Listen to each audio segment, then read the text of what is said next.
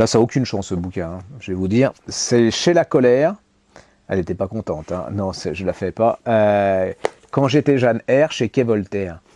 Moi, je suis tombé, comme on dit au Québec, en amour. Ce bouquin. Bon, j'adore la littérature anglaise, j'adore les Brontë, j'adore les Moors autour de Manchester et Sheffield. C'est vraiment une sorte de... Quand j'y vais, c'est vraiment on se recueille, comme dirait l'autre. L'histoire elle est très simple, hein, c'est Charlotte Brontë, son père qui est pasteur, elle va être opéré des yeux. Il est sur son lit, elle le garde, hein, elle le surveille, il est aveugle.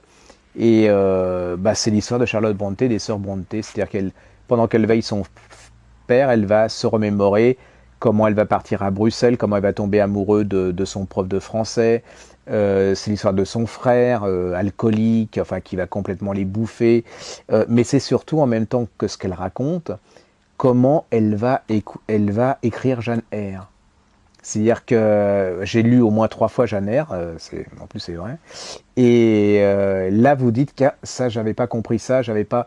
C'est une histoire aussi de la société anglaise de cette époque, très guindée, C'est l'histoire de passion, de filles qui veulent vivre le grand amour, mais qui sexuellement ne vont pas vivre grand-chose. Hein.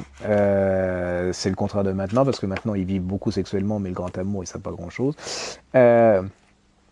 C'est romantique au possible. C'est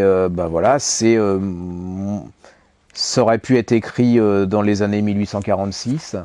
C'est vous vous baladez à Londres, vous allez à Bruxelles, vous dans le presbytère, vous sentez le vent, vous sentez toutes ces filles qui ont plein de rêves et qui vont pas se réaliser et qui, pour réaliser leurs rêves, elles vont écrire des romans extraordinaires dans lesquels elles vont transformer leurs désirs, transformer les portraits des gens qu'elles ont aimés, des hommes qu'elles ont aimés là-dedans. C'est une merveille, les filles.